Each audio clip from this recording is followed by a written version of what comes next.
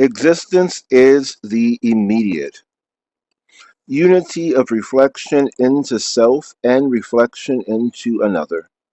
It follows from this that existence is the indefinite multitude of existence as reflected into themselves, which at the same time equally throw light upon one another, which in short are correlative and form a world of reciprocal dependence and of infinite interconnection between grounds and consequence.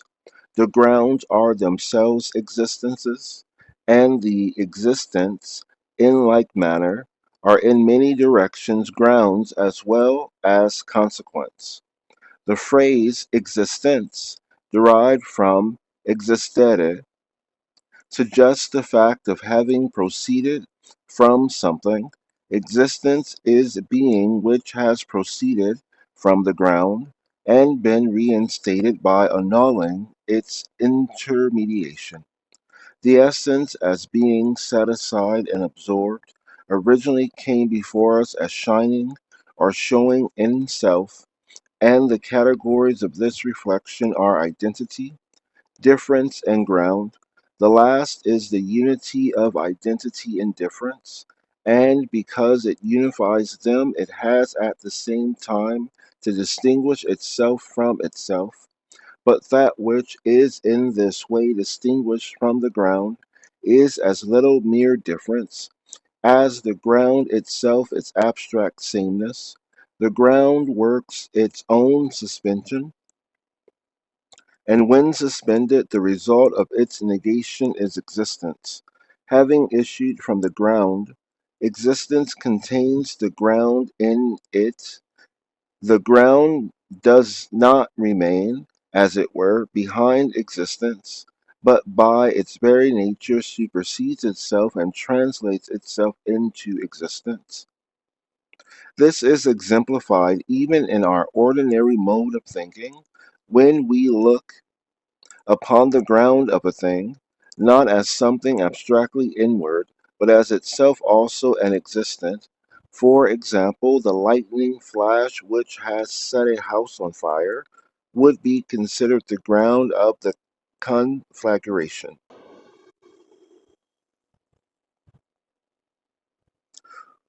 Or the manners of a nation and the condition of its life would be regarded as the ground of its constitution. Such indeed is the ordinary aspect in which the existent world originally appears to reflection, an indefinite crowd of things existent, which being simultaneously reflected on themselves and on one another are related reciprocally as ground and consequence. In this motley play of the world, if we may so call the sum of existence, there is nowhere a firm footing to be found. Everything bears an aspect of relativity, conditioned by the conditioning something else. The reflective understanding makes it its business to elicit and trace these connections, running out in every direction. But the question touching an ultimate design is so far left unanswered, and therefore the craving of the reason after knowledge passes with the further development of the logical idea beyond this position of mere relativity. Encyclopedia section 124. The reflection on another of the existent is, however, inseparable from the reflection on self. The ground is their unity from which existence has issued. The existent therefore includes relativity and has on its part its multiple interconnections with other existence. It is reflected on itself as its ground. The existent is, when so described, a thing. The thing by itself, or thing in the abstract, so famous in the philosophy of Kant, shows itself here in its genesis. It is seen to be the abstract reflection on self, which is clung to the exclusion of reflection on things and of all predication of difference. The thing by itself, therefore, is the empty substratum for these predicates of relation, if to know means to comprehend an object in its concrete character, then the thing by itself, which is nothing, but the quite abstract and indeterminate thing in general, must certainly be as unknowable as it is alleged to be, with as much reason, however, as we speak of the thing by itself. We might speak of quality by itself, or quantity by itself, and of any other category. The expression would then serve to signify that these categories are taken in their abstract immediacy, apart from their development and inward character. It is no better than a whim of the understanding, therefore, if we attach the qualificatory in or by itself to the thing only. But this in and by itself is also applied to the facts of the mental as well as the natural world. As we speak of electricity or of a plant in itself, so we speak of man or the state in itself. By this in itself, in these objects, we are meant to understand what they strictly and properly are. This usage is liable to the same criticism as the phrase thing in itself, for if we stick to the mere in itself of an object, we apprehend it not in its truth, but in the inadequate form of mere abstraction. Thus, the man by and in himself is the child, and what the child has to do is to rise out of the abstract and undeveloped in himself and become for himself what he is at first in himself, a free and reasonable being.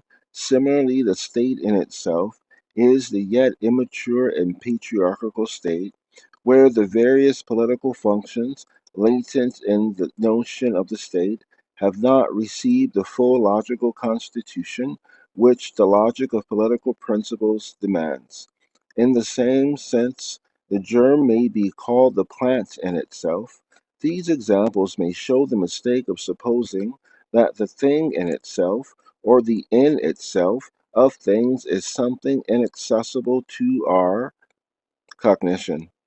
All things are originally in themselves, but that is not the end of the matter, as the germ, being the plant in itself, means self development, so the thing in general passes beyond its in itself, the abstract reflection on self, to manifest itself further as a reflection on other things. It is this sense that it has properties.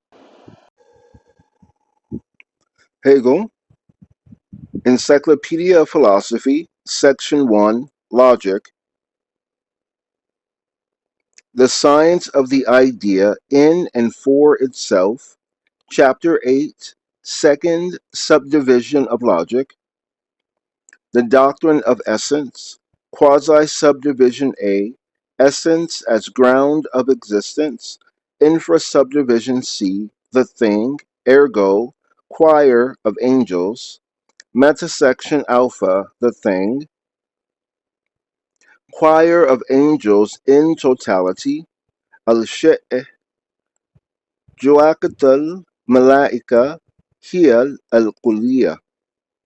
Encyclopedia, paragraph 125, Alpha. The thing is the totality, the development in explicit unity of the categories of the ground and of existence.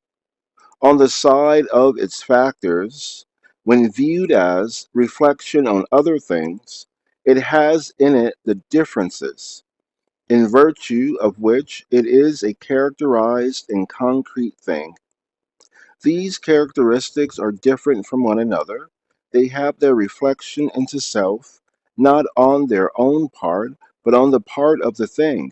They are properties of the thing, and their relation to the thing is expressed by the word have.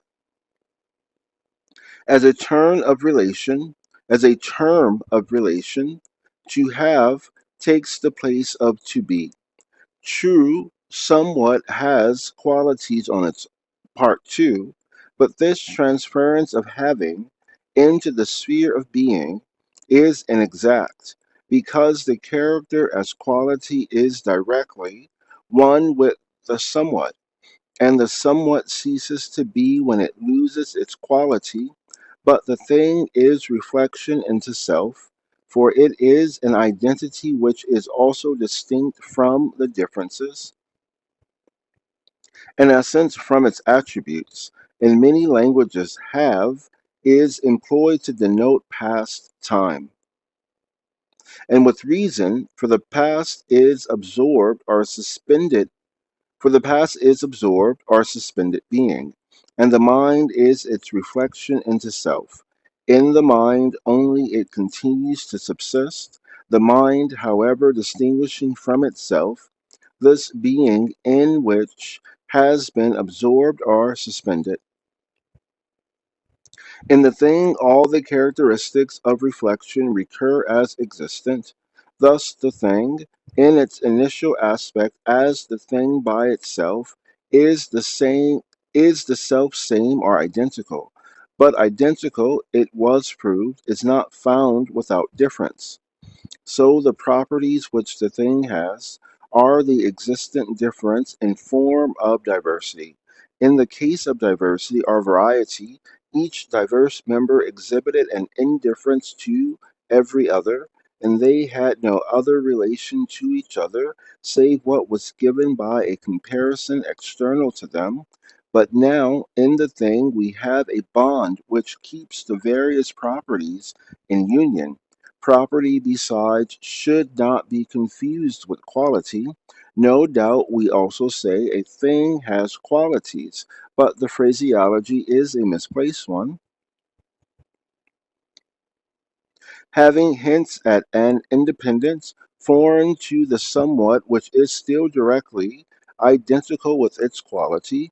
Somewhat is what it is only by its quality, whereas, though the thing indeed exists only as it has its properties, it is not confined to this or that definite property, and can therefore lose it without ceasing to be what it is.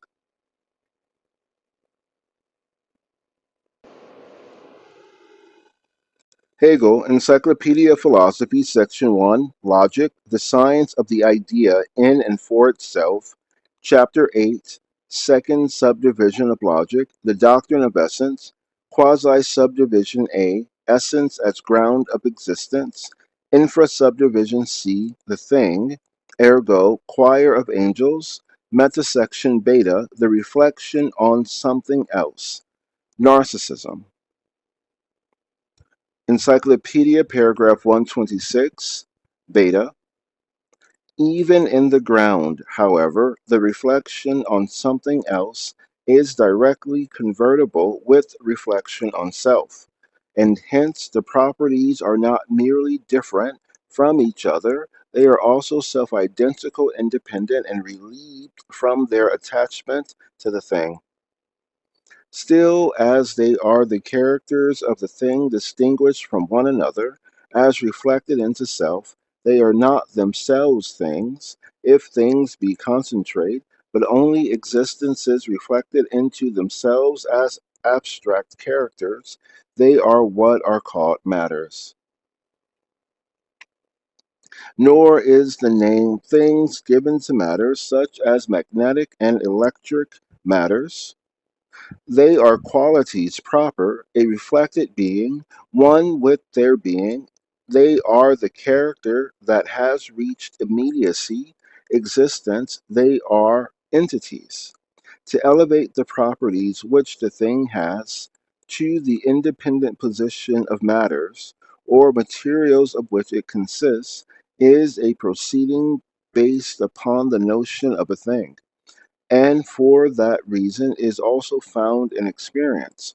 Thought and experience, however, alike protest against concluding from the fact that certain properties of a thing, such as color or smell, may be represented as particular coloring or odorific matters, that we are then at the end of the inquiry, and that nothing more is needed to penetrate to the true secret of things than a disintegration of them, into their component materials. This disintegration into independent matters is properly restricted to inorganic nature only. The chemist is in the right, therefore, when, for example, he analyzes common salt or gypsum into its elements and finds that the former consists of muriatic acid and soda, the latter of sulfuric acid and calcium. So too the geologist does well to regard granite as a compound of quartz, feldspar, and mica. These matter, these matters again, of which the thing consists, are themselves partly things, which in that way may be once more reduced to more abstract matters. Sulfuric acid, for example, is a compound of sulfur and oxygen.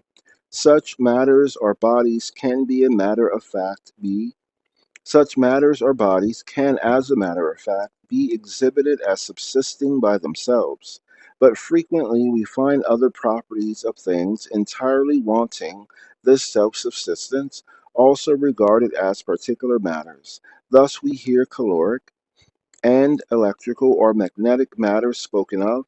Such matters are at the best figments of understanding. And we see here the usual precedence of the abstract reflection of understanding, capriciously adopting single categories whose value entirely depends on their place in the gradual evolution of the logical idea. It employs them in the pretended interests of explanation, but in the face of plain, unprejudiced perception and experience, so as to trace back to them every object investigated. Nor is this all. The theory which makes things consist of independent matters is frequently applied in a region where it has neither meaning nor force, for within the limits of nature, even wherever there is organic life, this category is obviously inadequate. An animal may be said to consist of bones, muscles, nerves, and the like, but evidently we are here using the term consists in a very different sense from its use when we spoke of the piece of granite as consisting of the above mentioned elements. The elements of granite are utterly indifferent to their combination. They could subsist as well without it.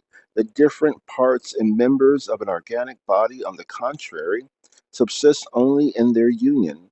They cease to exist as such when they are separated from each other. Encyclopedia paragraph 127. Thus matter is the mere abstract. Thus matter is the mere abstract or indeterminate reflection into something else, or reflection into self at the same time as determinate. It is consequently thinghood, which then and there is the subsistence of the thing. By this means, the thing has on the part of the matter its reflection into self, the reverse of Encyclopedia paragraph 125. It subsists not on its own, but consists of the matters, and is only a superficial association between them, an external combination of them. Hegel, Encyclopedia of Philosophy, Section 1, Logic, the Science of the Idea, in and for itself, Chapter 8, second subsection, Chapter 8, second subdivision of logic, the doctrine of essence, quasi-subdivision A, essence as ground of existence, infra-subdivision C, the thing, ergo choir of angels, meta-section gamma, the immediate unity of existence with itself.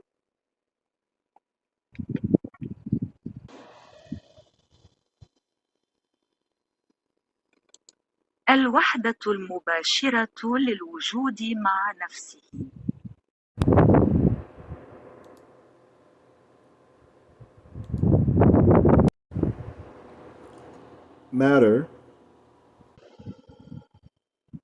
Matter, being the immediate unity of existence with itself, is also indifferent toward specific character.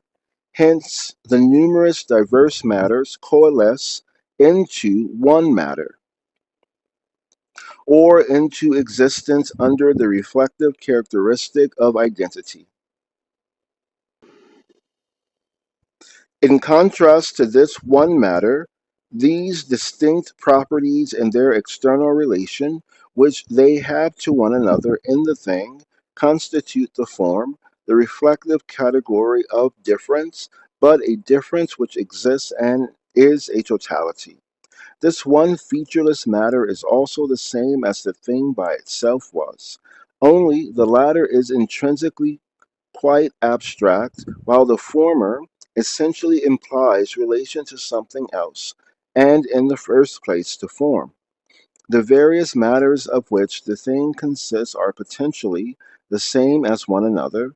Thus we get one matter in general to which the difference is expressly attached, externally and as a bare form. This theory, which holds things all round to have one and the same matter at bottom, and merely to differ externally in respect of form, is much in vogue with the reflective understanding. Matter in the case counts for naturally indeterminate, but susceptible of any determination, while at the same time it is perfectly permanent and continues the same amid all change and alteration. And in finite things, at least, this disregard of matter for any determinate form is certainly exhibited. For example, in matters not to a block of marble, for example, it matters not to a block of marble whether it receive the form of this or that statue, or even the form of a pillar. But it noted, however, that a block of marble can disregard form only relatively, that is, in reference to the sculptor. It is by no means purely formless, and so the mineralogist considers the relatively formless marble as a special formation of rock, differing from other equally special formations, such as sandstone or porphyry. Therefore, we say it is an abstraction of the understanding which isolates matter into a certain natural formless, for properly speaking, the thought of matter includes the principle of form throughout, and no formless matter therefore appears anywhere, even in experience as existing. Still, the conception of matter as original and pre existent and as naturally formless is a very ancient one. It meets us even among the Greeks at first in the mythical shape of chaos, which is supposed to represent the unformed substratum of the existing world. Such a conception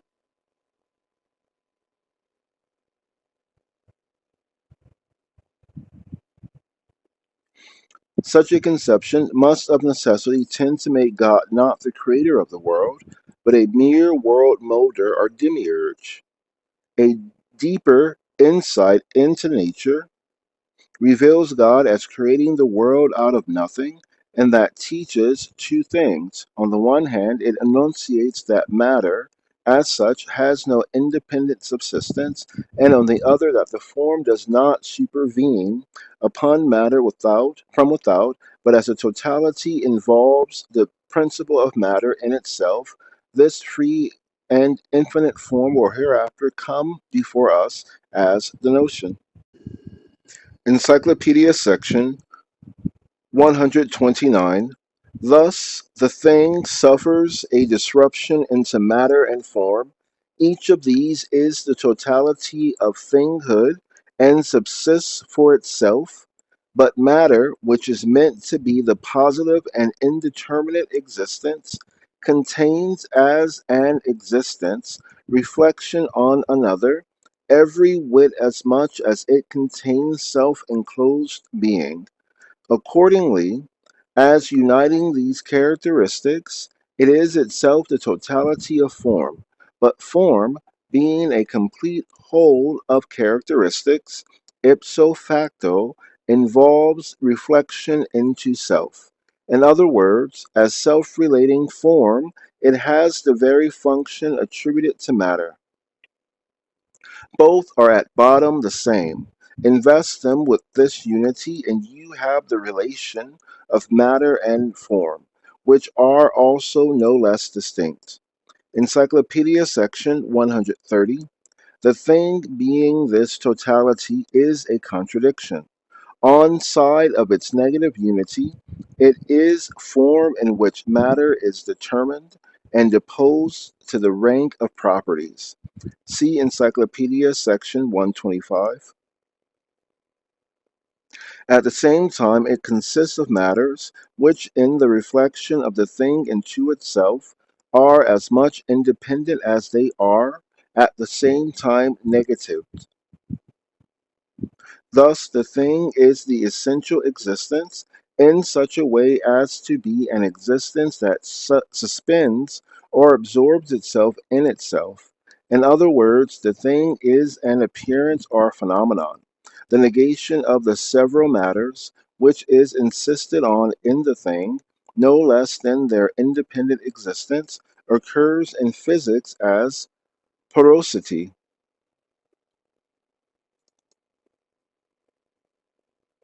Uh, Poros is an adjective in the New Oxford American Dictionary of a rock or other material having minute spaces or holes throughout which liquid or air may pass. Another, not retentive or secure. Each of the several matters, coloring matter, odorific matter, and if we believe some people, even sound matter, not excluding caloric, electric matter, and such, is also negated, and in this negation of theirs, or as interpreting, or as interpenetrating their pores, we find the numerous other independent matters which, being similarly porous, make room in turn for the existence of the rest. The negation of the several matters, which is insisted on in the thing no less than their independent existence, occurs in physics as porosity. Each of the several matters, coloring matter, odorific matter, and if we believe some people, even sound matter, not excluding caloric, electric matter, and such, is also negated. And in this negation of theirs, or as interpenetrating their pores, we find the numerous other independent matters, which, being similarly porous, make room in turn for the existence of the rest. Pores are not empirical facts, they are figments of the understanding, which uses them to represent the element of negation in independent matters. The further working out of the contradictions is concealed by the nebulous imbroglio in which all matters are independent and all no less negated in each other. If the faculties or activities are similarly hypo, hypostatized in the mind, their living unity similarly turns to the imbroglio of an action of one or the others. An imbroglio is a noun, an extremely confused, complicated, or embarrassing situation. The White House imbroglio, the origin is mid 18th century Italian from imbrogliare, confused, related to embroil. Imbros is also a Turkish island in the Aegean Sea near the entrance of the Dardanelles. In Turkish, it is called Imruz. These pores, meaning thereby not the pores in an organic body, such as the pores of wood or of the skin, but those in the so called matters, such as coloring matter, caloric or metal, crystals, and such, cannot be verified by observation in the same way matter itself, furthermore, form, which is separated from matter, whether that be the thing as consisting of matters, or the view that the thing itself subsists or only has proper ties, is all a product of the reflective understanding which, while it observes and professes to record only what it observes, while it observes and professes to record only what it observes, is rather creating a metaphysic bristling with contradictions of which it is unconscious.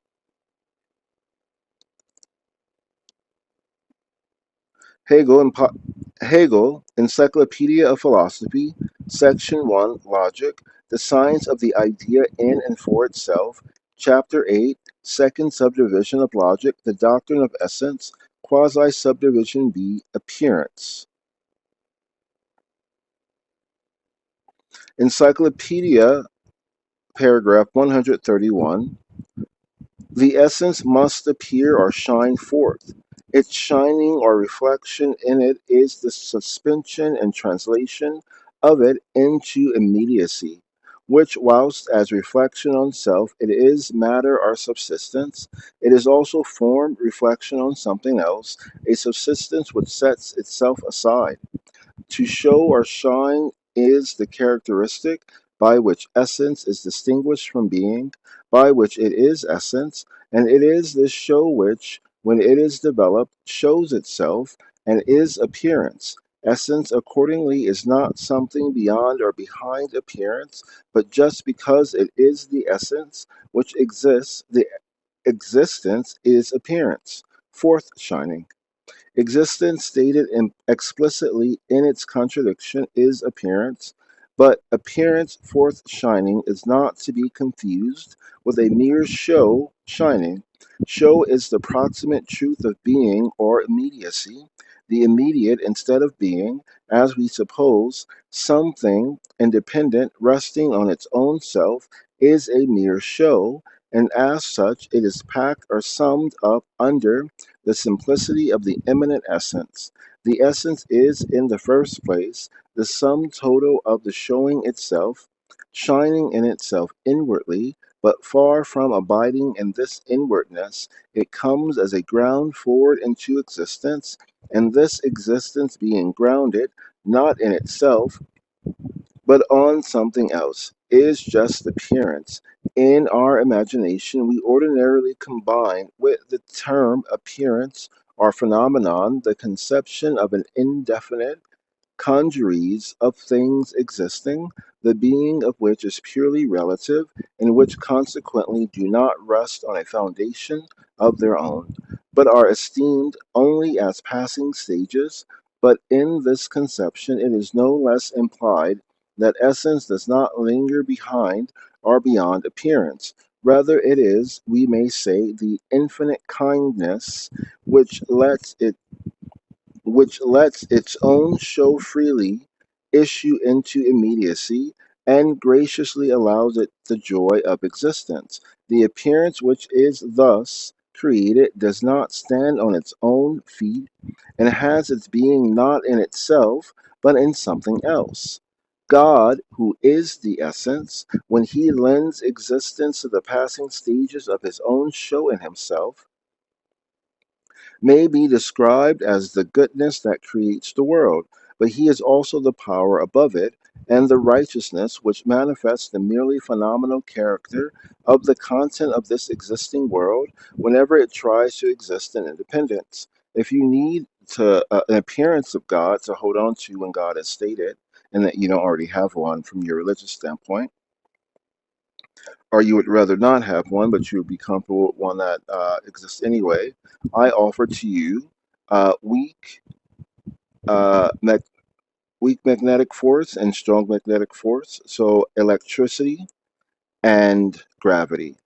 So this electricity and gravity is above the world. So if we were to read it again, God, who is the essence. So electricity and gravity, who are the essence, when they lend existence to the passing stages of their own show in themselves, may be described as the goodness that creates the world.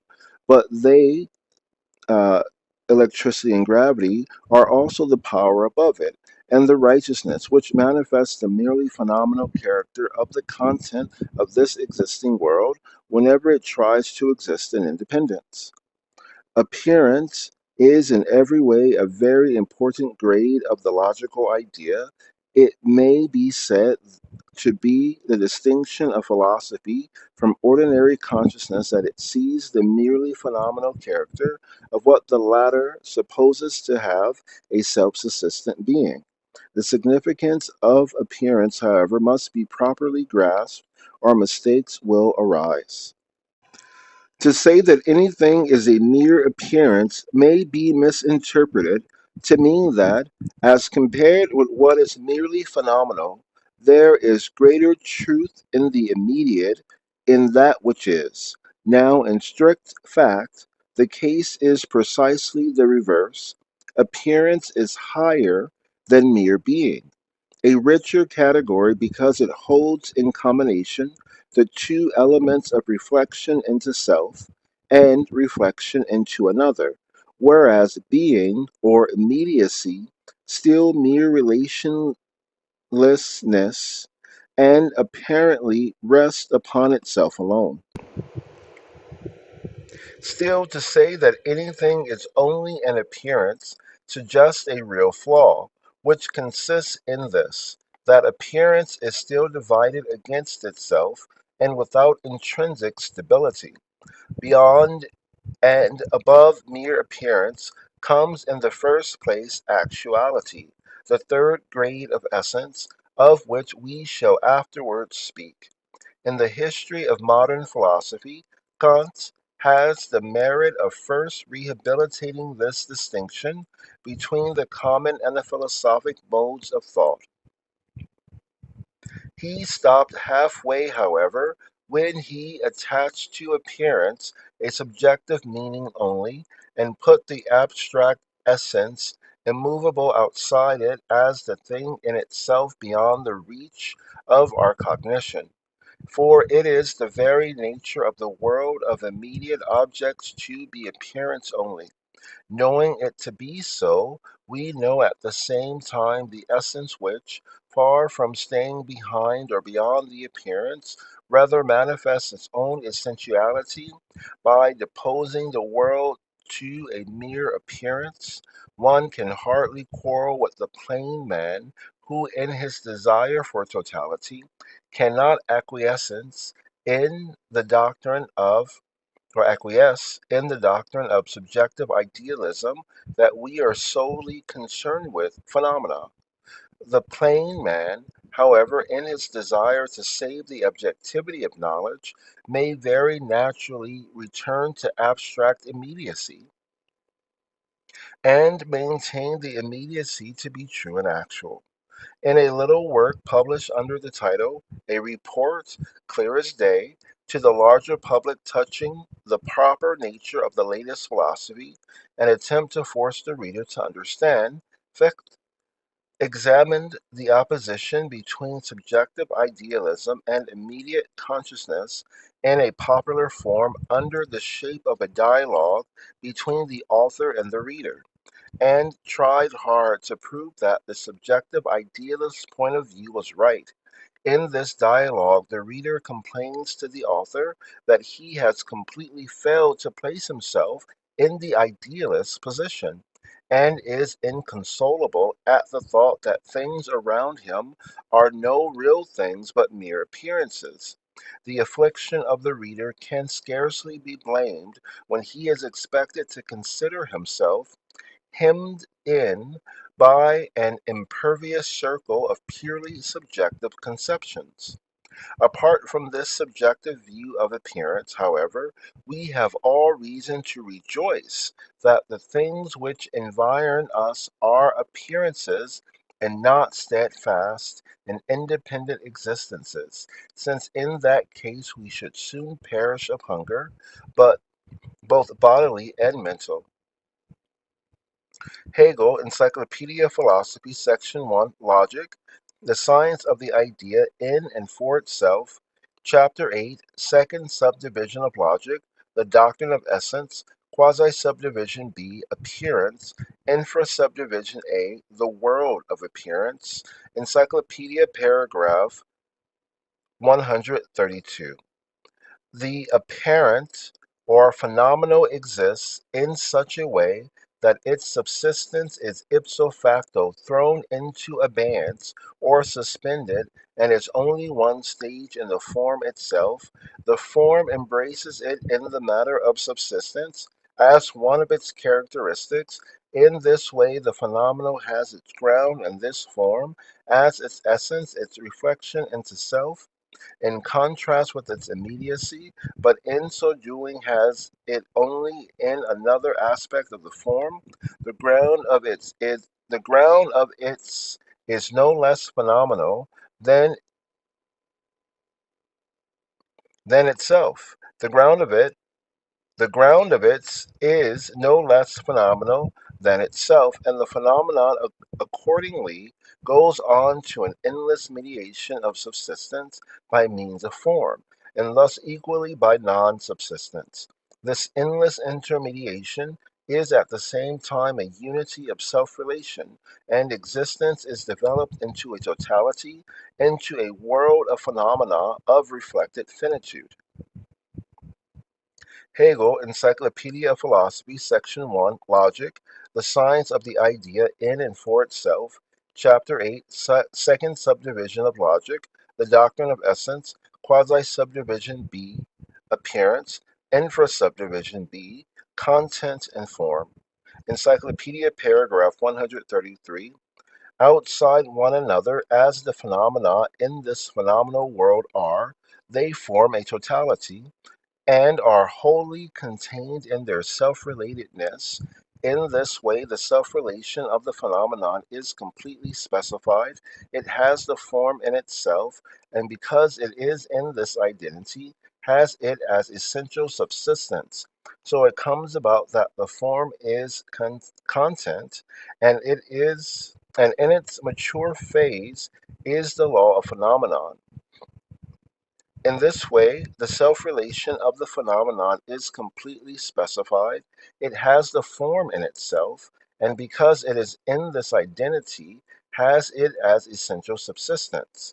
So it comes about that the form is content, and in its mature phase is the law of the phenomenon, where the form, on the contrary, is not reflected into self.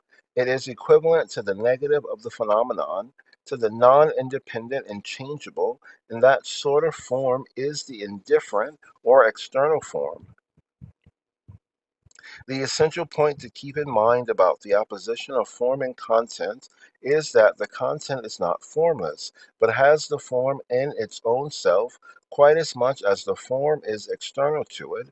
There is thus a doubling of form. At one time it is reflected into itself and then is identical with the content.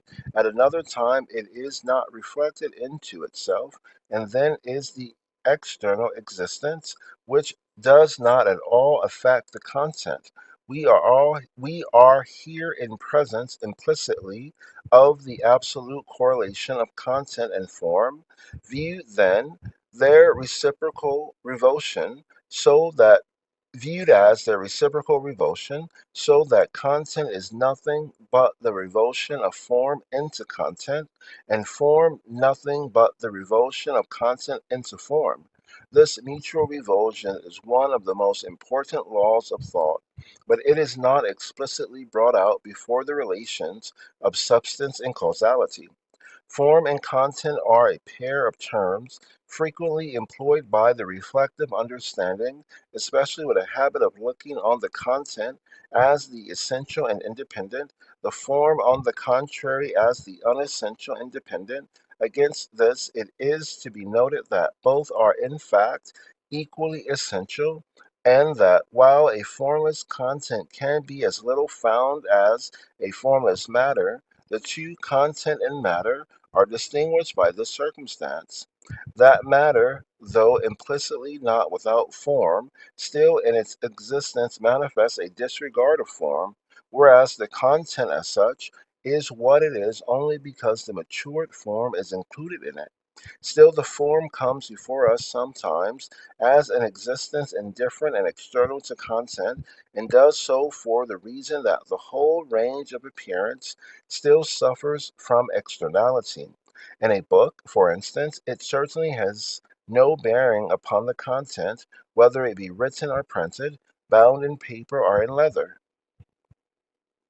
That, however, does not in the least imply that apart from such an indifferent and external form, the content of the book is itself formless. There are undoubtedly books enough which, even in reference to their content, may be well styled formless, but want of form in this case is the same as bad form, and means the defect of the right form, not the absence of all form whatever.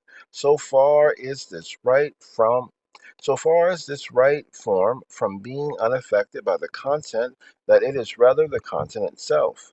A work of art that wants the right form is for that very reason no right or true work of art, and it is a bad way of excusing an artist to say that the content of his works is good and even excellent, though they want the right form. Real works of art are those where content and form exhibit a thorough identity. The content of the Iliad, it may be said, is the Trojan War, and especially the wrath of Achilles, in that we have everything and yet very little after all, for the Iliad is made an Iliad by the poetic form in which that content is molded. The content of Romeo and Juliet may similarly be said to be the ruin of two lovers through the discord between their families, but something more is needed to make Shakespeare's immortal tragedy. The reference to the relation of form and content in the field of science, we should recollect the difference between philosophy and the rest of the sciences. The latter are finite because their mode of thought, as a merely formal act, derives its content from without. Their content, therefore, is not known as molded from within through the thoughts which lie at the ground of it, and form the content do not thoroughly interpenetrate each other. This partition disappears in philosophy, and thus justifies its title of infinite knowledge, yet even philosophic thought is often held to be a merely formal act, and that logic, which confessedly deals only with thoughts qua thoughts, is merely formal, is especially a foregone conclusion, and if content means no more than what is palpable and obvious to the senses, all philosophy and logic, in particular, must at once acknowledge to be void of content, that is to say, of content perceptible to the senses. Even ordinary forms of thought, however, and the common usage of language, do not in the least restrict the appellation of content to what is perceived by the senses, or to what has a being in place and time. A book without content is, as every one knows, not a book with empty leaves, but one of which the content is as good as none. We shall find as the last result of we shall find as the last result on closer analysis that by what is called content an educated mind means nothing but the presence and power of thought. But this is to admit that thoughts are not empty forms without affinity to their content, and that in other spheres, as well as in art, the truth and the sterling value of the content especially depends on the content showing itself identical with the form. Encyclopedia, paragraph 134. But immediate existence is a character of the subsistence itself as well as a form. It is consequently external to the character of the content, but in an equal degree this externality which the content has, thorough, the factor of its subsistence, but in an equal degree, this externality which the content has through the factor of its subsistence is essential to it. When thus explicitly stated, the phenomenon is relatively when thus explicitly stated, the phenomenon is relativity or correlation, where one and the same, viz., the content or the developed form, is seen as the externality and antithesis of independent existences, and as their reduction to a relation of identity, in which identification alone the two things distinguished are what they are. Hegel, Encyclopedia of Philosophy, Section 1, Logic, The Science of the Idea in and for Itself, Chapter 8, Second Subdivision of Logic, The Doctrine of Essence, Quasi-Subdivision B, Appearance, Infra-Subdivision C, Relation or Correlation, Metasection Alpha, the Immediate Relation. Encyclopedia, paragraph 135, Alpha. The immediate relation is that the whole and the parts, the content in the whole, and consists of the parts, the form, its counterpart. The parts are diverse one from another. It is they that possess independent being, but they are parts only when they are identified by being related to one another or insofar as they make up the whole, when taken together, but this together is the counterpart and negation of the part. Essential correlation is the specific and completely universal phase in which things appear. Everything that exists stands in correlation, and this correlation is the veritable nature of every existence. The existent thing, in this way, has no being of its own, but only in something else. In this other, however, it is self relation, and correlation is the unity of the self relation and relation to others. The relation of the whole and the parts is untrue to this extent that the notion and the reality of the relation are not in harmony.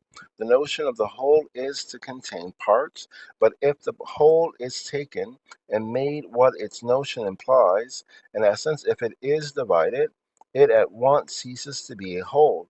Things are, no doubt, which correspond to this relation, but for that very reason they are low and untrue existences. We must remember, however, that untrue sig- we must remember, however, what untrue signifies. When it occurs in a philosophical discussion, the term untrue does not signify that the thing to which it is applied is non existent.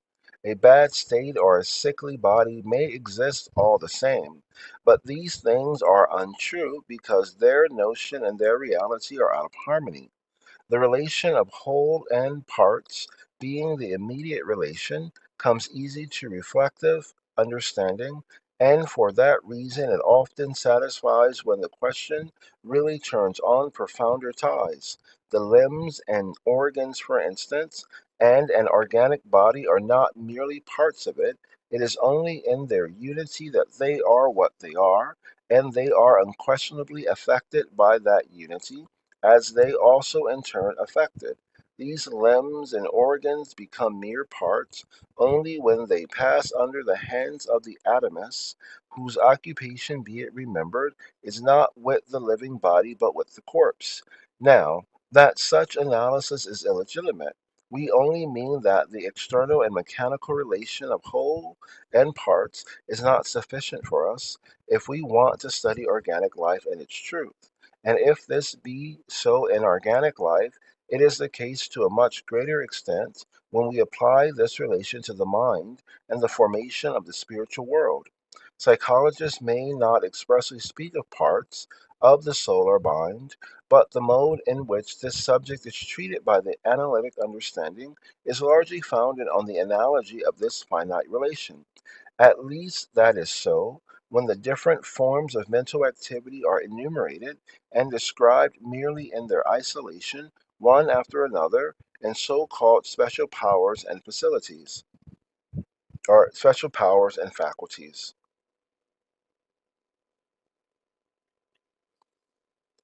Hegel, Encyclopedia of Philosophy, Section 1, Logic, The Science of the Idea in and for Itself, Chapter 8, Second Subdivision of Logic, The Doctrine of Essence, Quasi-Subdivision B, Appearance, Infra-Subdivision C, Relation or Correlation, Meta-Section Beta, the one and same. The one and same of this encyclopedia, paragraph 136, beta, the one and same of this correlation, the self relation found in it, is thus immediately a negative self relation. The correlation is, in short, the mediating process whereby one and the same is first unaffected toward difference, and secondly, in the negative relation which repels itself as reflection into self to difference, and invests itself as reflection into something else with existence, while it conversely leads back to this reflection into other, to self relation and indifference. This gives the correlation of force and its expression.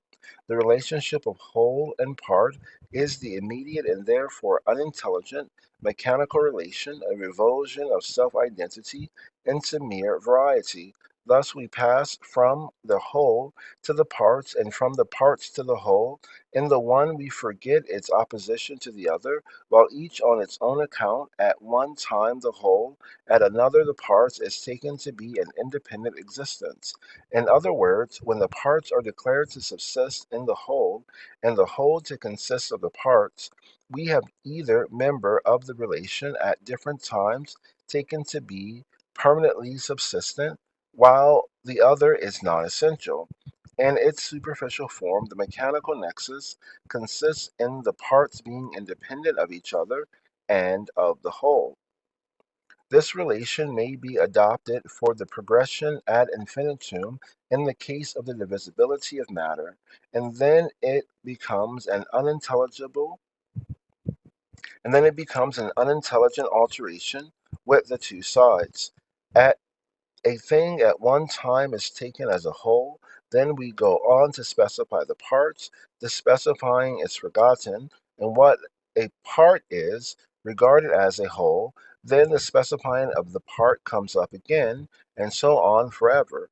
But if this infinity be taken as the negative, which it is the negative self relating element in the correlation. Force, the self-identical whole or immanency, which yet supersedes the immanency and gives itself expression, and conversely, the expression which vanishes and returns into the force.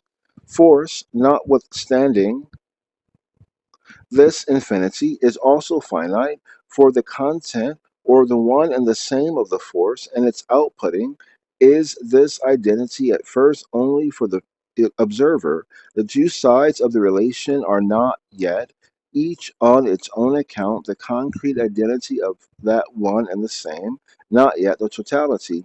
From one another they are therefore different, and the relationship is a finite one. Force consequently requires solicitation from without it.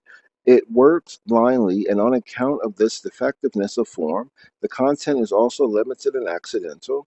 It is not yet genuinely identical with the form, not yet is it as a notion and an end. That is to say, it is not intrinsically and actually determinate. This difference is most vital, but not easy to apprehend. It will assume a clear formulation when we reach design. It, if it be overlooked, it leads to the confusion of conceiving God as force, confusion from which Herder's God especially suffers. It is often said that the nature of force itself is unknown and only its manifestation apprehended. But in the first place, it may be replied every article in the import of force is the same as what is specified in the exertion, and the explanation of a phenomenon by a force is to that extent a mere tautology. What is supposed to remain unknown, therefore, is really nothing but the empty form of reflection into self, by which alone the force is distinguished from the exertion, and that form too is something familiar.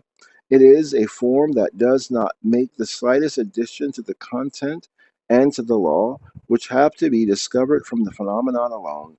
Another assurance always given is that to speak of forces implies no theory as to their nature, and that being so, it is impossible to see why the form of force has been introduced into the sciences at all. In the second place, the nature of force is undoubtedly unknown. We are still without any necessity binding and connecting its content together in itself, and we are without necessity in the content, insofar as it is expressly limited and hence has its character by means of another thing outside it.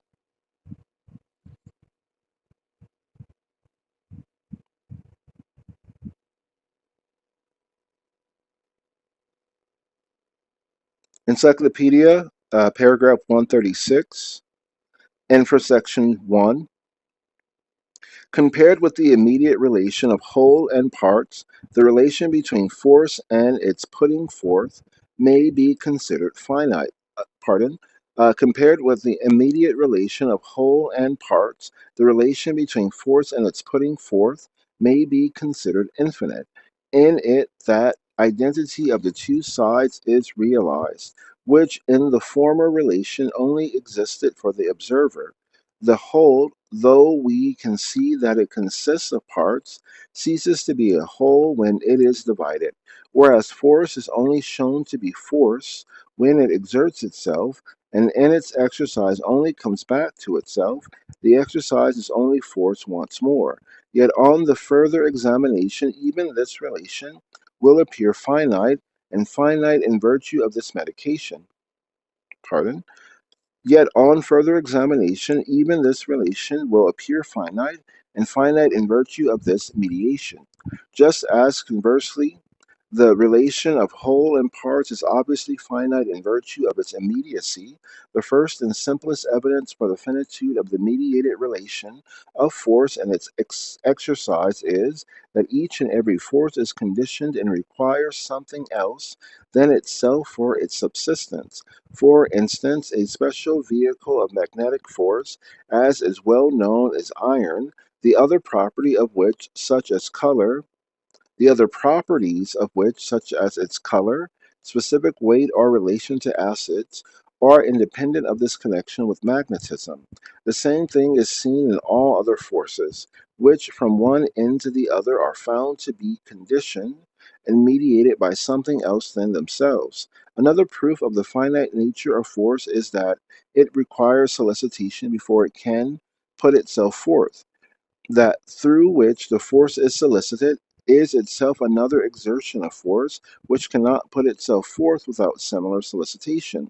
This brings us either to a repetition of the infinite progression or to a reciprocity of soliciting and being solicited.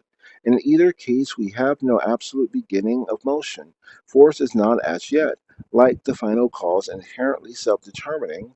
The content is given to it as determined, and force, when it exerts itself, is, according to the phrase, blind in its working. The phrase implies the distinction between abstract force manifestation and teleological action.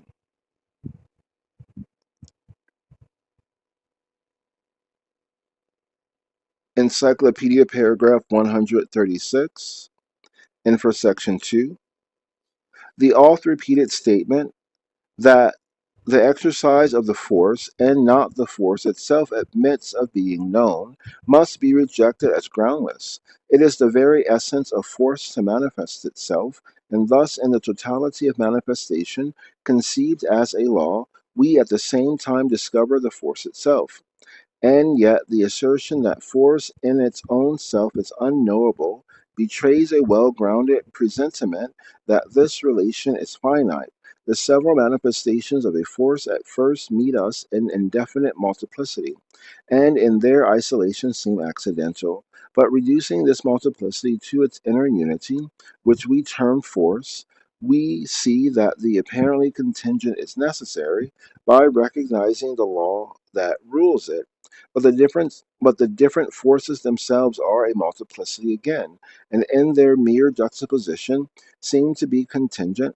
Hence, in empirical physics, we speak of the forces of gravity, magnetism, electricity, and similar, and in empirical psychology of the forces of memory, imagination, will, and all the other faculties. All this multiplicity again excites a craving to know these different forces as a single whole. Not would this craving be appeased, Nor would this craving be appeased even if the several forces were traced back to one common primary force. Such a primary force would be really no more than an empty abstraction with as little content as the abstract thing in itself. And besides this, the correlation of force and manifestation is essentially a mediated correlation of reciprocal dependence, and it must therefore contradict the notion of force to view it as primary or resting on itself.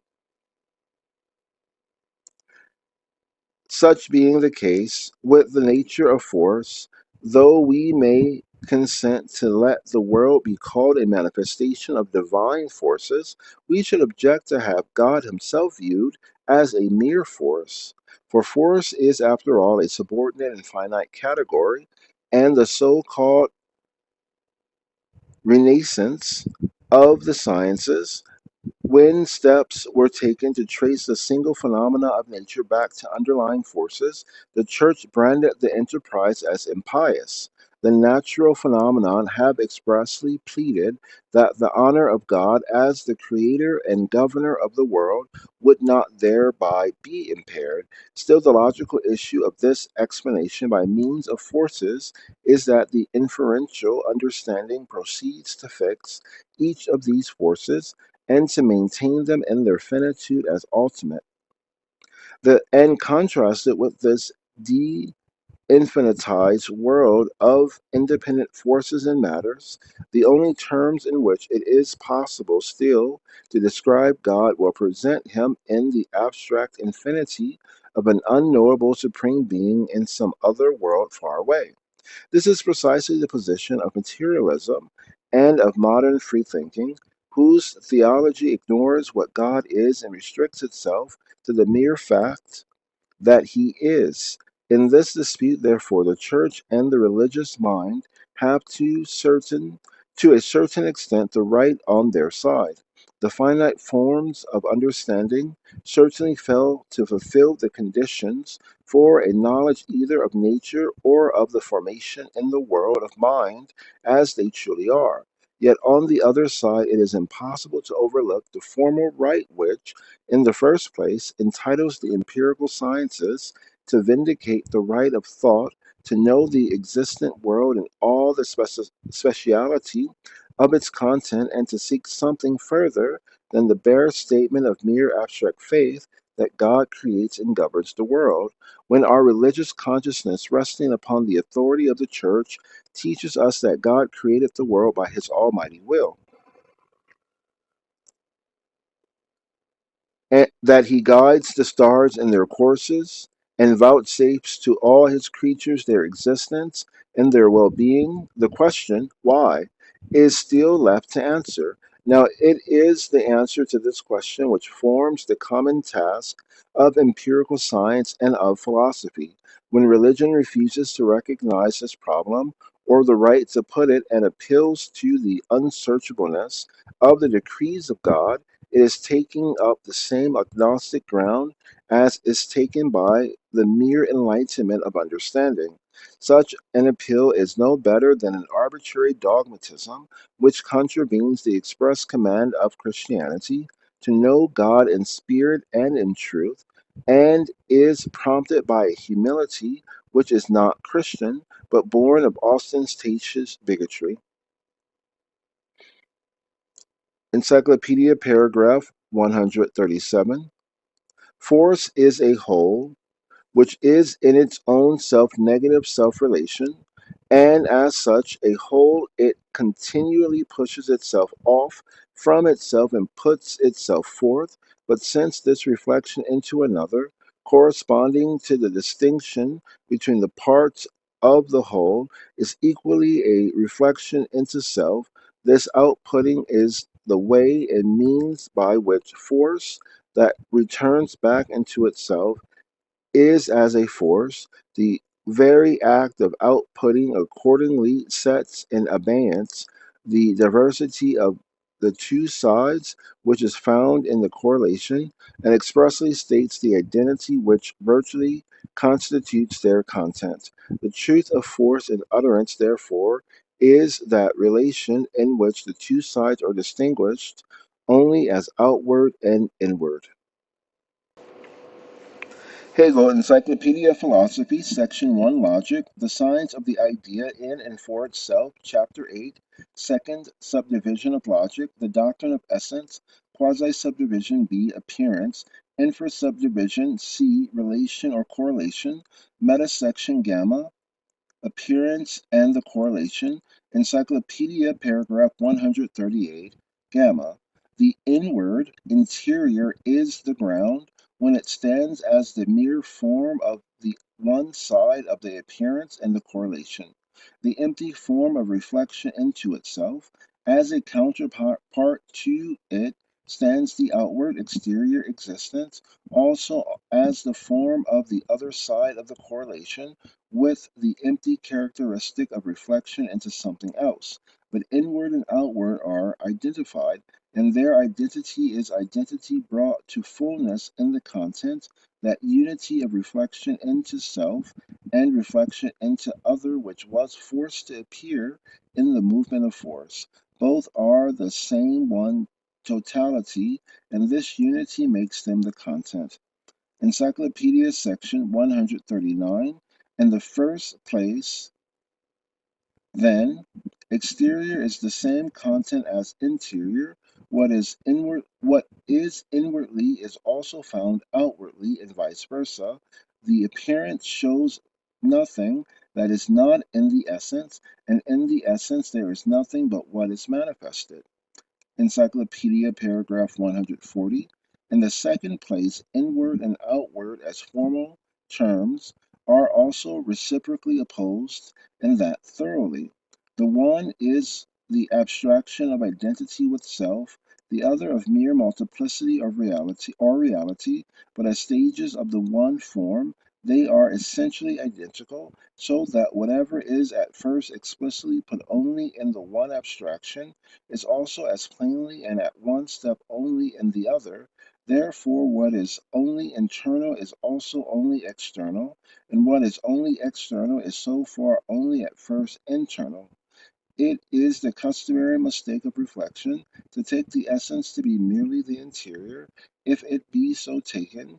Even this way of looking at it is purely external, and that sort of essence is the empty external abstraction. Ins Innere der Natur dringt sein erschaffener Geist, zu glücklich, wenn er nur die äußere Schale weist. Ins Innere der Natur dringt sein erschaffener Geist, zu glücklich, wenn er nur die äußere Schale weist. Ins Innere der Natur dringt sein erschaffener Geist, zu glücklich, wenn er nur die äußere Schale weist. His created spirit penetrates into the interior of nature, too happy if it only shows the outer shell.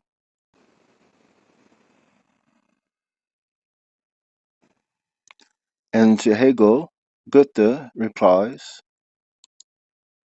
Das hör ich 60 Jahre wiederholen und fluche drauf, aber verstohlen, Natur hat weder Kern noch Schale. Alles ist sie mit einem Male. I hear that repeated for 60 years, and curse it, but furtively. Nature has neither core nor shell, it is everything at once. and thank you, Google Translate. It ought rather not have been said. It ought rather not have been said that if the essence of nature is ever described as the inner part, the person who so describes it only knows its outer shell.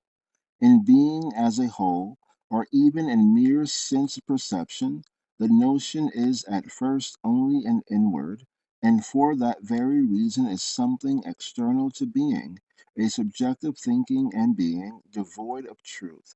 In nature as well as in mind, so long as the notion, design, or law are at first the inner capacity, mere possibilities, they are first only an external, inorganic nature, the knowledge of a third person, alien force, and the like. As a man is outwardly, that is to say, in his actions, not of course in his merely bodily outwardness, so is he inwardly.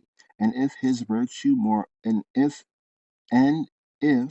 his virtue, morality, and such are only inwardly his, that is, if they exist only in his intention and sentiments, and his outward acts are not identical with them, the one half of him is as hollow and empty as the other. The relation of outward and inward unites the two relations that precede, and at the same time sets in abeyance mere relativity and phenomenality in general, yet so long as understanding keeps the inward and outward fixed in their separation, they are empty forms, the one as null as the other, not only in the study of nature, but also of the spiritual world. Much depends on a just appreciation of the relation of inward and outward, and especially on avoiding the misconception that the former is only is the essential point of on which everything turns, while the latter is unessential and trivial. We find this mistake made when, as is often done, the difference between nature and mind is tracked back to the abstract difference between inner and outer. As for nature, it certainly is in the gross external, not merely to the mind, but even on its own part, but to call it external in the gross is not to imply an abstract externality, for there is no such thing. It means rather that the idea which forms the common content of nature and mind is found in nature as outward only, and for that very reason only inward. The abstract understanding, with its either or, may struggle against this conception of nature. It is none the less obviously found in our other modes of consciousness, particularly in religion. It is the lesson of religion that nature, no less than the spiritual world, is a revelation of God, but with this distinction that while nature never gets so far as to be conscious of its divine essence, that consciousness is the express problem of the mind, which in the matter of that problem is as yet finite. Those who look upon the essence of nature as mere inwardness, and therefore inaccessible to us, take up the same line as the ancient creed which regarded God as envious and jealous, a creed which both Plato and Aristotle pronounced against long ago. All that God is, he imparts and reveals, and he does so at first in and through nature. Any object indeed is faulty and imperfect when it is only inward, and thus at the same time only outward, or, which is the same thing, when it is only an inward and thus only an when it is only an outward and thus only an inward.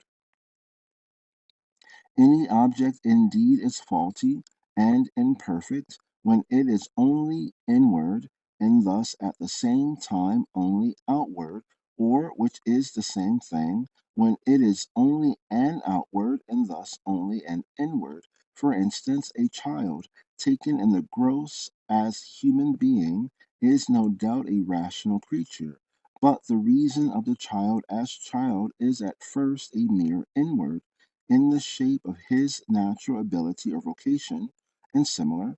This mere inward at the same time has for the child the form of a more outward in the shape of the will of his parents, the attainment of his teachers, and the whole world of reason that environs him.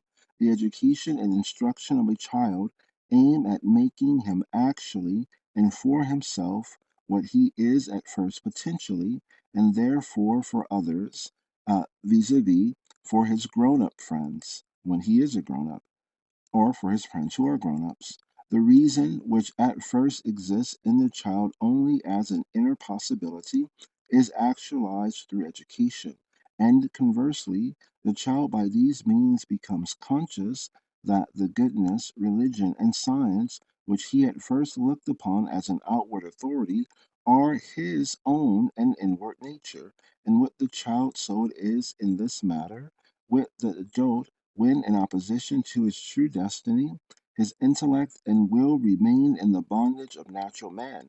Thus, the criminal sees the punishment to which he has to submit as an act of violence from without, whereas, in fact, the penalty is only the manifestation of his own criminal will. From what has now been said, we may learn what to think of a man who, When blamed for his shortcomings, it may be his discreditable acts appeals to the professedly excellent intentions and sentiments of the inner self he distinguishes therefrom. There certainly may be individual cases where the malice of outward circumstances frustrates well meant designs and disturbs the execution of the best laid plans. But in general, even here, the essential unity between inward and outward is maintained. We are thus justified in saying that a man is what he does, and the lying vanity which consoles itself with the feeling of inward excellence may be confronted with the words of the gospel, by their fruits you shall know them. That grand saying applies primarily in a moral and religious aspect, but it also holds good in reference to performance in art and science. The keen eye of a teacher who perceives in his pupil decided evidence of talent may lead him to state his opinion that a Raphael or a Mozart lies hidden in the boy, and the result will show how far such an opinion was well founded. But if a daub of a painter or a poetaster soothe themselves by the conceit that their head is full of high ideals, their consolation is a poor one, and if they insist on being judged not by their actual works but by their projects, we may safely reject their pretensions as unfounded and unmeaning. The converse case, however, also occurs in passing judgment on men who have accomplished something great and good. We often make use of the false distinction between inward and outward. All that they have accomplished, as we say, is outward merely.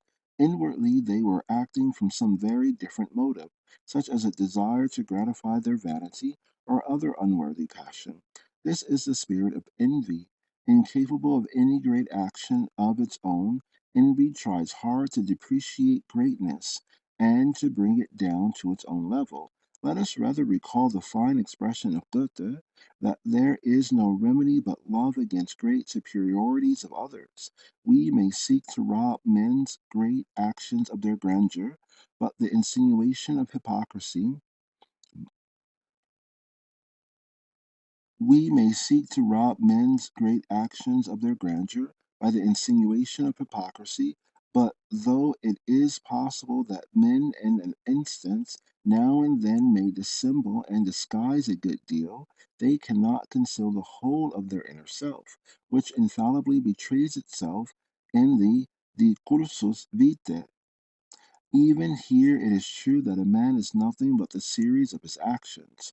What is called the pragmatic writing of history has in modern times frequently sinned in its treatment of great historical characters and defaced and tarnished the true conception of them by this fallacious separation of the outward from the inward, not content with telling the unvarnished tale of the great acts which have been wrought by the heroes of the world's history, and with acknowledging that their inward being corresponds with the import of their acts, the pragmatic historian fancies himself justified and even obliged to trace the supposed secret motives that lie behind the open facts of the record. The historian in that case is supposed to write with more depth in proportion as he succeeds in tearing away the aureole from all that has been heretofore held grand and glorious, and in depressing it, so far as its origin and proper significance are concerned, to the level of vulgar mediocrity. To make these pragmatical researches in history easier, it is usual to recommend the study of psychology, which is supposed to make us acquainted with the real motives of human action. The psychology in question, however, is only the petty knowledge of men, which looks away from the essential and permanent in human nature to fasten its glances on the casual and private features shown in isolated instincts and passions. A pragmatical psychology ought at least to leave the historian, who investigates the motives at the great ground of great action, a choice between the substantial interest of patriotism, justice, religious truth, and the like, on the one hand, and the subjective and formal interest of vanity, ambition, avarice, and the like on the other. The latter, however, are the motives which must be viewed by the pragmatist as really efficient. Otherwise, the assumption of a contrast between the inward, the disposition of the agent, and the outward, the import of the action, would fall to the ground. But inward and outward have in truth the same content, and the right doctrine is the very reverse of this pedantic judicially. If the heroes of history had been actuated by subjective and formal interests alone, they would never be accomplished. They would never have accomplished what they have. If the heroes of history had been actuated by subjective and formal interests alone, they would never have accomplished what they have. And if we have due regard to the unity between the inner and the outer, we must own that great men willed what they did and did what they willed. Encyclopedia, paragraph 141. The empty abstractions by means of which the one identical content perforce continues in the two correlatives suspend themselves in the immediate transaction, the one and the other. The content is itself nothing but their identity. See Encyclopedia, paragraph 138. And these abstractions are the seeming of essence, put as seeming, but the manifestation of force, the inward is put into existence, but this putting is the mediation by empty abstractions. In its own self, the intermediating process vanishes to the immediacy in which the inward and the outward are absolutely identical, and their difference is distinctly no more than assumed and imposed. This identity is actuality. Hegel, Encyclopedia of Philosophy, Section 1, Logic, the Science of the Idea in and for Itself, Chapter 8, Second Subdivision of Logic, the Doctrine of Essence, Quasi-Subdivision C, Actuality, Encyclopedia, paragraph 142. Actuality is the unity, become immediate, of essence with existence, or of inward with outward. The utterance of the actual is the actual itself, so that in this utterance it remains just as essential, and only is essential in so far as it is in immediate external existence. We have ere this met being and existence as forms of the immediate. Being is in general unreflected immediacy and transition into another. Existence is immediate unity of being and reflection, hence appearance. It comes from the ground and falls to the ground. In actuality, this unity is explicitly put, and the two sides of the relation identified. Hence, the actual is exempted from transition, and its externality is its energizing. In that energizing, it is reflected into itself. Its existence is only the manifestation of itself, not of another. Actuality and thought or idea are often absurdly opposed. How commonly we hear people saying that no objection can be urged against the truth and correctness of a certain thought. There is nothing of the kind to be seen in actuality, or it cannot be actually carried out. People who use such language only prove that they have not properly apprehended the nature either of thought or of actuality. Thought, in such a case, is on one hand a synonym for a subjective conception, plan, intention, or the like, just as actuality, on the other, is made synonymous with external and sensible existence. This is all very well in common life, where great laxity is allowed in the categories and the names given to them, and it may of course happen that, ergo, the plan, or so called idea, say of a certain method of taxation, is good and advisable in the abstract, but nothing of the sort is found in so called actuality, or could possibly be carried out under the given conditions. But when the abstract understanding gets hold of these categories and exaggerates the distinction they imply into a hard and fast line of contrast, when it tells us that in this actual world we must knock ideas out of our heads, it is necessary energetically to protest against these doctrines, alike in the name of science and of sound reason, for on the one hand, ideas are not confined to our heads merely, nor is the idea, upon the whole, so feeble as to leave the question of its actualization or non actualization dependent in our will. The idea is rather the absolute active as well as I as actual. The idea is rather the absolutely active as well I as actual. And on the other hand, actuality is not so bad and irrational as pure blind or wrong headed and muddle brained would be reformers imagine. So far is actuality, as distinguished from mere appearance, and primarily presenting a unity of inward and outward, from being in contrariety with reason, that it is rather thoroughly reasonable, and everything which is not reasonable must, on that very ground, cease to be held actual. The same thing may be traced in the usages of educated speech, which declines to give the name of real poet or real statement to a poet or a statement who can do nothing really meritorious or reasonable.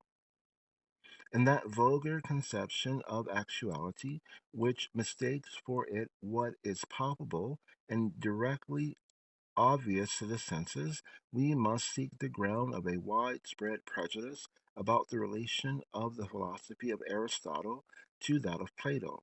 Popular opinion makes the difference to be as follows. While Plato recognizes the idea, and only the idea as the truth, Aristotle, rejecting the idea, keeps to what is actual, and is on that account to be considered the founder and chief of empiricism. On this, it may be remarked that although actuality certainly is the principle of the Aristotelian philosophy, it is not the vulgar actuality of what is immediately at hand, but the idea as actuality. Where then lies the controversy of Aristotle against Plato? It lies in this. Aristotle calls the Platonic idea a mere dynamis, Dynamis. uh, we give,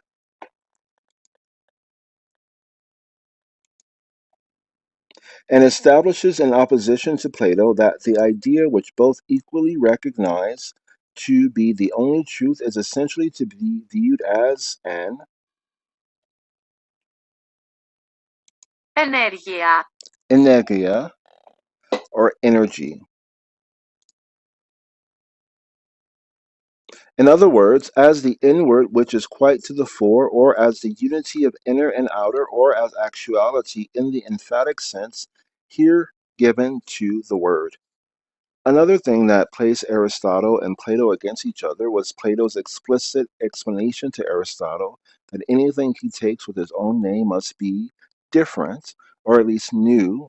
We would say something that can be patented, a new patent could be made from it, from Plato's work. Plato's work would be known as his work in combination with Socrates, and Aristotle would, moving from that work, create, let's say, a tangent from it so that they could be distinguished from each other. There's a very pragmatic legal reason as well that this occurred. Encyclopedia, paragraph 143. Such a concrete category as actuality includes the characteristics aforesaid and their difference, and is therefore also the development of them in such a way that, as it has them, they are at the same time plainly understood to be a show, to be assumed or imposed. See Encyclopedia section 141.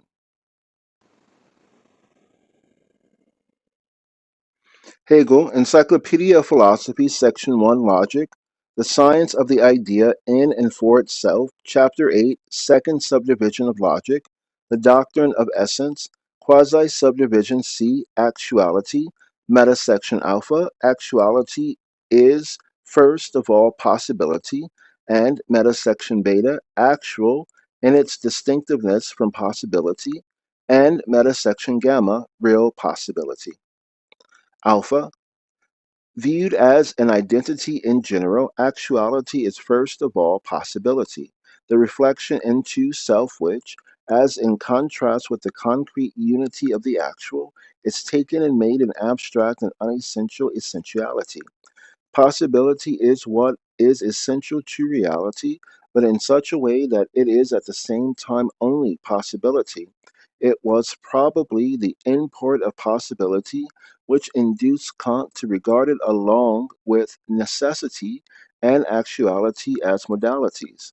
Since these categories do not in the least increase the notion as object, but only express its relation to the faculty of knowledge, for possibility is really the bare abstraction of reflection into self, what was formerly called the inward, only that it is now taken to mean the external inward, lifted out of reality and with the being of a mere supposition, and is thus sure enough supposed only as a bare modality, an abstraction which comes short, and in more concrete terms belongs only to subjective thought.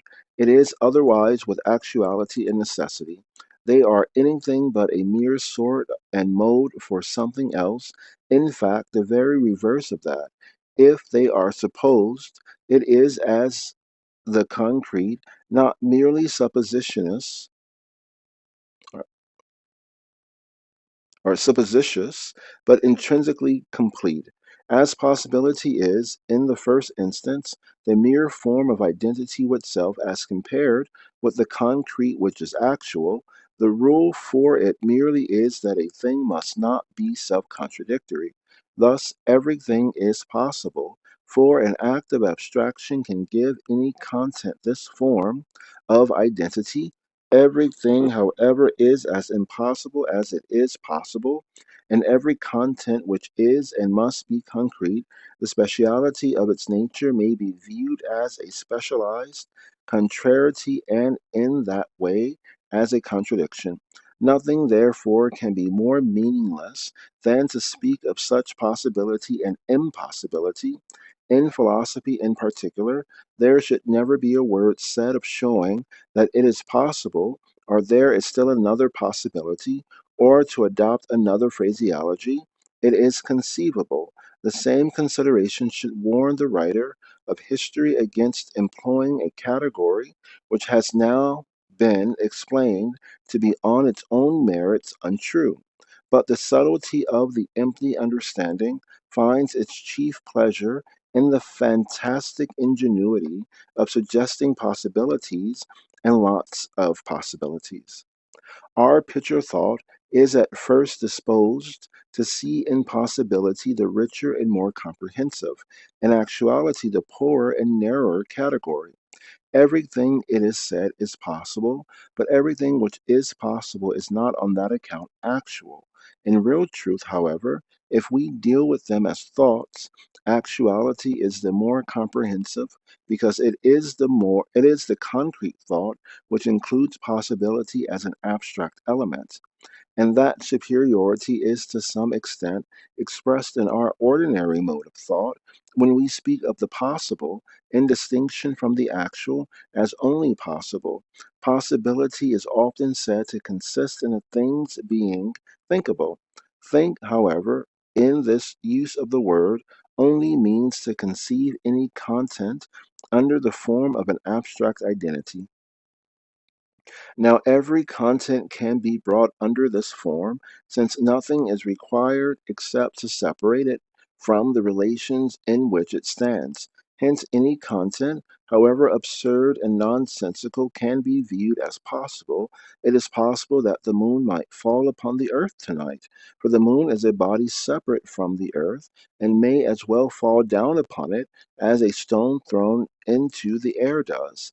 It is possible that the Sultan may become pope.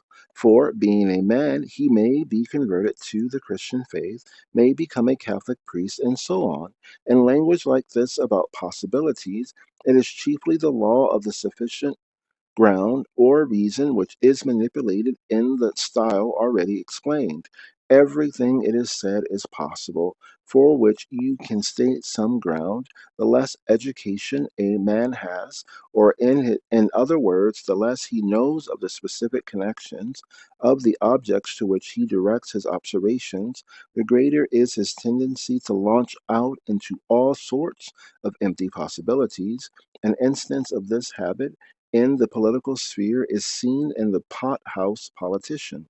In practical life, too, it is no uncommon thing to see ill will or an indolence slink behind the category of possibility in order to escape definite obligations. To such conduct, the same remarks apply as were made in connection with the law of sufficient ground.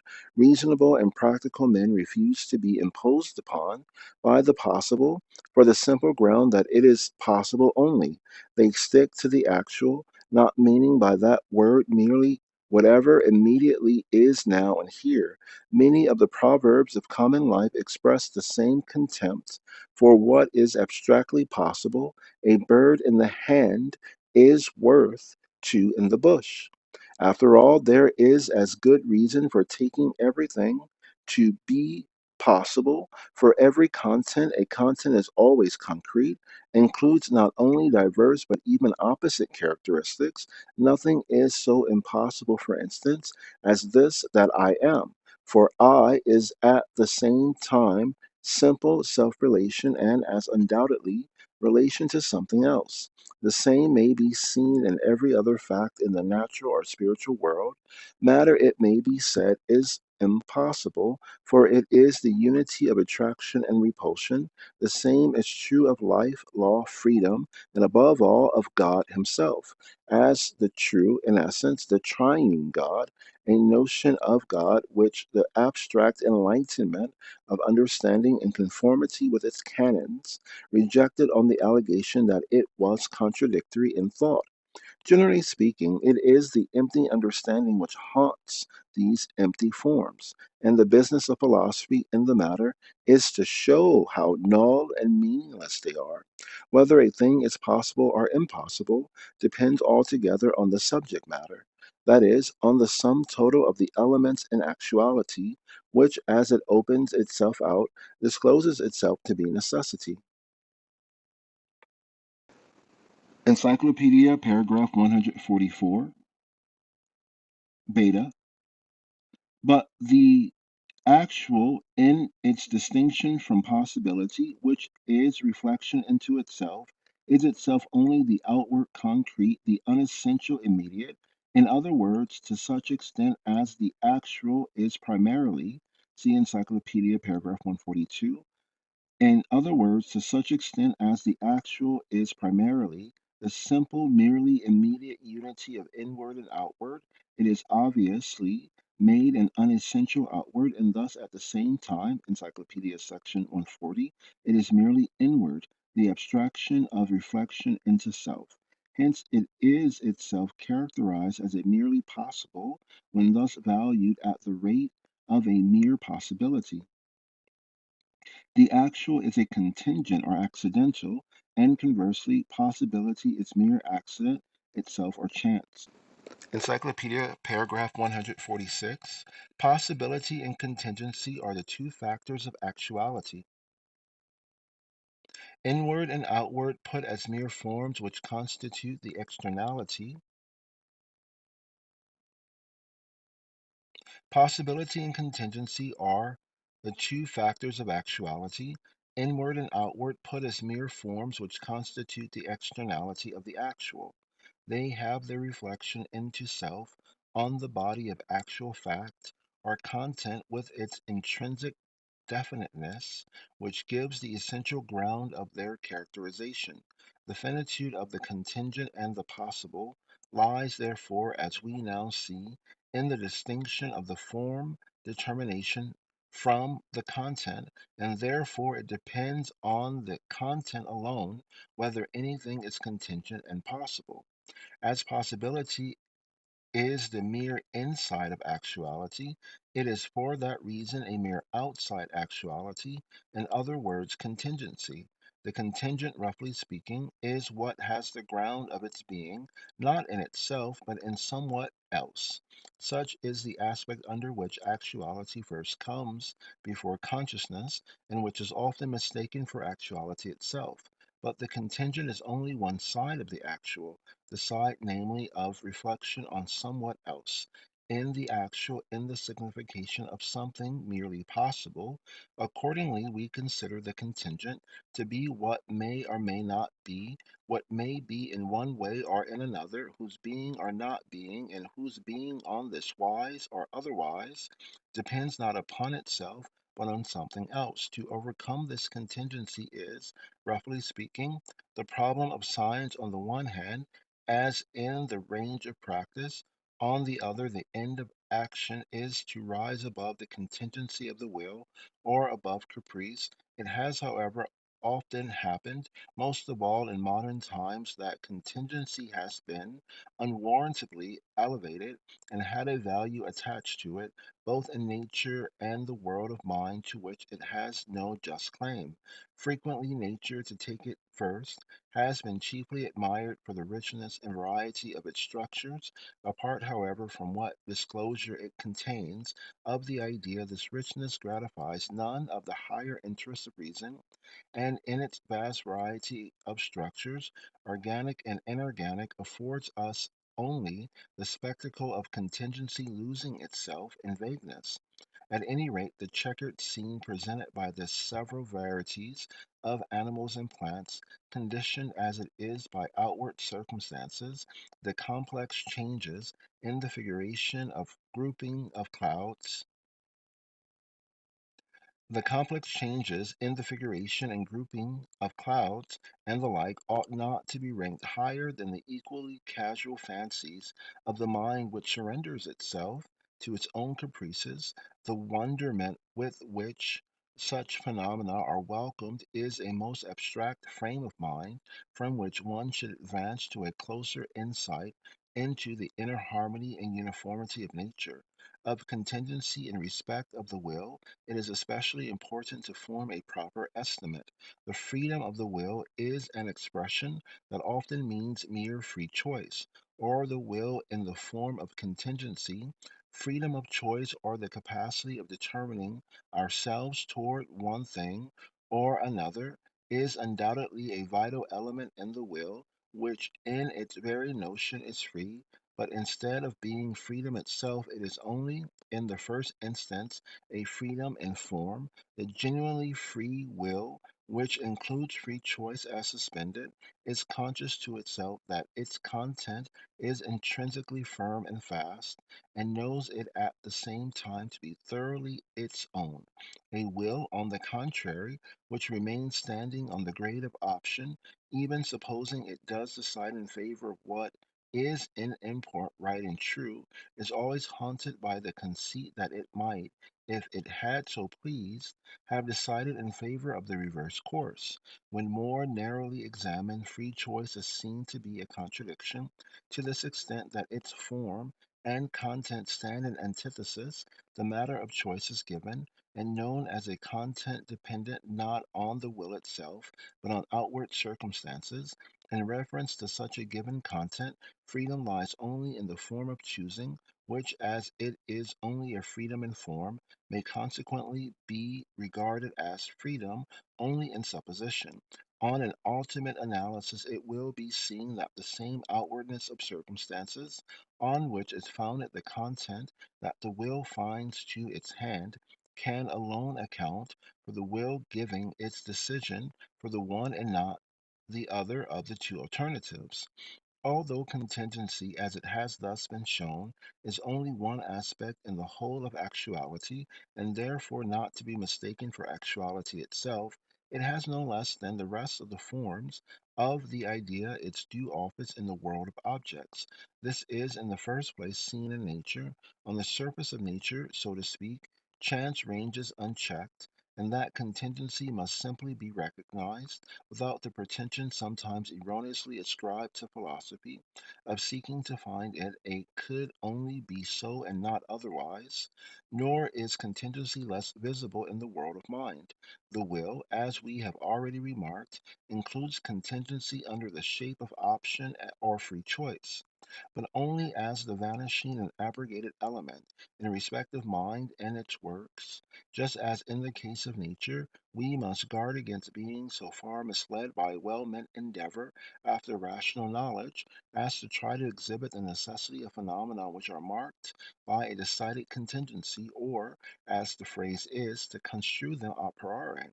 Thus, in language, although it be, as it were, the body of thought, chance still unquestionably plays a decided part, and the same is true of the creations of law and art and similar.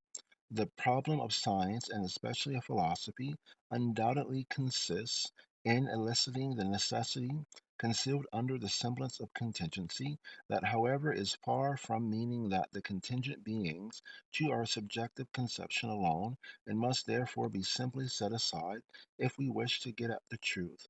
All scientific researches which pursue this tendency exclusively lay themselves fairly open to the charge of mere jugglery and overstained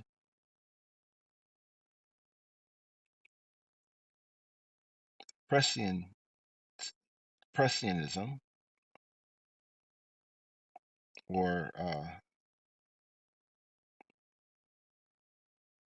psychic ability spread out over time through the scientific method.